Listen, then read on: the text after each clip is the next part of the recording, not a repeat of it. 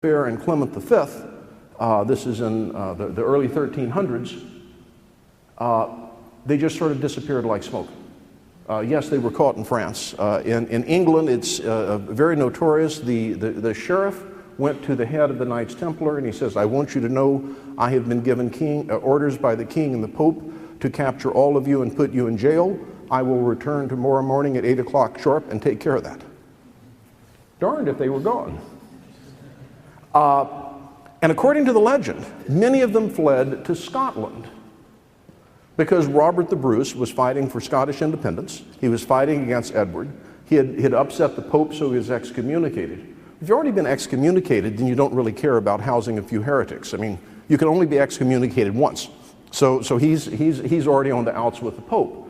And at the Battle of Bannockburn, when the Scots are outnumbered 3-1 by the English, according to the legend, extra troops suddenly came out of the woods.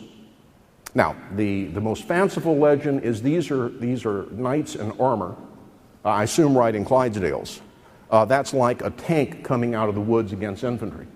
The English are totally routed and destroyed, and Scottish independence is guaranteed. Now, the historical facts are that indeed people came out of the woods, but apparently what happened, these were the camp followers. These were the older men that carried the goods. These were the children. These were the wives that accompanied their husbands into battle. And they saw that the Scots were backed up against the edge of the woods, outnumbered 3-1, and they said, you know, it's now or never. So they picked up pots and pans, they picked up pitchforks, and they came running out of the woods to do anything they could to help the Scottish troops. The English front lines weren't sure what was going on. They just know that all of a sudden there's a big ruckus and here are hundreds of people coming out of the woods at them, and they're thinking, oh my gosh, have we been led into a trap? So the front lines, the English troops, turned around and started running back. Well, 2 or 3 lines back, they notice that everyone on the front line is running in the other direction. And they say, the guys on the front line must know something that we don't know. And so they turned around and started running too. At which point the Scots started coming after him, and there's a total rout. So by 1769, you have this legend working its way in. And then by 1801, you have the foundation of the ancient and accepted Scottish Rite, the Mother Supreme Council of the world, and that's us. We were founded in Charleston, South Carolina. We moved up here to Washington just after the Civil War. So that is very quickly an overview of Freemasonry. In the United States, we have about 1,500,000 Masons. We have about 10,000 lodges scattered around the United States. We are very involved in philanthropy. We spend well over $2 million a day, close to $1 billion a year on various philanthropic activities. Now, I want to talk a little bit now about Masonic ciphers. Now, I know that the advertisement called it Masonic codes. Technically speaking, I'm going to be talking about ciphers and not codes. These are going to be monoalphabetic simple substitutions. I had several years professional experience in an unnamed government agency in the Washington area, and I feel compelled to use the right terminology. So we'll be talking about Masonic ciphers. In 1745, in a French book, The Order of Freemasons Betrayed, published in 1745 in Paris, the first use of a Masonic cipher appeared. And when I say the first use, there may be an earlier use of it. We haven't found it. That's not it. Works there. Doesn't work over here. Oops, it went blank. Oh well. What you can see to the right looks like a tic-tac-toe grid, and then underneath it is an X. And you can fit in the 26 letters of the English alphabet or the French alphabet by putting 2 per square. And that is known as the cipher of the Freemasons.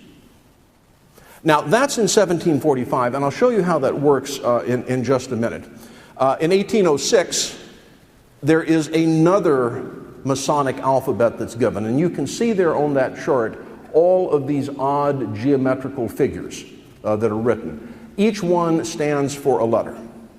Now, let me be perfectly honest, there is no security in a cipher like that.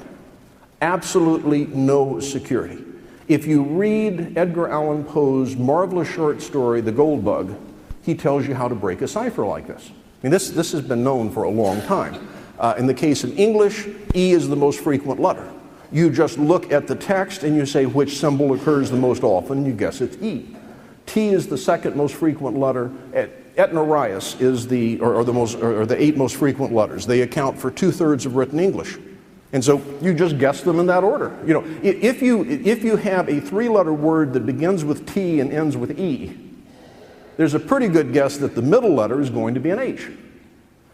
And if you want to remember Etnarius, you can rearrange those letters to spell senoritas, or you can rearrange them to spell notaries. So I have an image in my mind of a senorita not holding castanets but holding a notary seal. And so I think of senorita or notaries, and that's how you remember the 8 most frequent letters in English. And so the importance of these Masonic ciphers was symbolic security. It's like presenting someone the key to the city. The key to the city doesn't open anything. It's simply a symbol of here is a key that symbolically opens everything for you. The cipher provides symbolic security. And so as you advanced in Masonry, they said, well, now you're no longer an apprentice, you are a fellow, and so we are going to give you the key to the secret cipher. It's a symbolic key. It's not a real security. Now here's the way the Masonic cipher works. I filled in the letters. If you can imagine filling in the tic-tac-toe square, left to right, top to bottom, A, B, C, D, E, F, G, H, I. And then you get over to the cross, you have J, K, L, M. That fills in the first 13 characters. You fill in the next 13 characters with a dot. So N, O, P, Q, R, S, T, U, V is the same tic-tac-toe grid with a dot added. Now here's the way we'll do it. Down at the bottom I have spelled, there's my little laser light. The first one there, it looks like a sergeant's chevron, an enlisted man's chevron. That is the letter M. And if you look over here on the X, you can see, I hope I'm not blocking anybody, you can see that down at the bottom they've got the M, and that's that shape. The next letter is an A. I've got to do this backwards. That's the upper left-hand corner. And so it is that angled square, that becomes the A. Now the S is going to be A, B, C, D, E, F, and then we're going to have N, O, P, Q, R, S. It's going to be this element over here, which is an angled square with a dot in the middle. The dot means it's from the second half. And so what I've spelled across the bottom down there is Masonic geocaching. That is called the Masonic cipher. It's also sometimes called the pigpen cipher, because you assume in the middle of the little tic-tac-toe the pig lives. And so you've made a little pig pen. And so it's sometimes called the pigpen cipher. Usually it's called the Masonic cipher. I understand that Jack and Jill magazine uses it to send secret messages to their readers. So again, it's not real security, it's symbolic security. This cipher dates back to at least 1531, and it's known as the Eck-Becker cipher.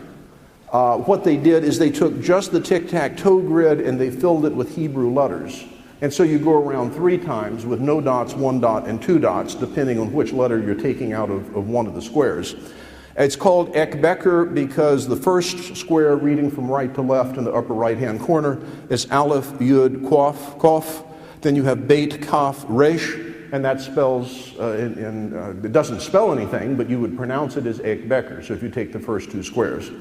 We also know that by 1684, in Friderici's Cryptographia, one of the early books on cryptography, that they described the same type of grid cipher system, where you can see on the left we have A, B, C, D, E, F, G, H, I, and then in the middle they've added 1 dot, and on the right-hand side they've added 2 dots to fill in the letters. The Masonic cipher uses just the tic-tac-toe grid with 0 or 1 dots, and then the St. Andrew's cross.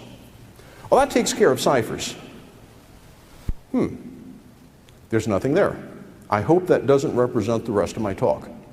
Okay, I feel a whole lot better now. That there was a moment of panic there.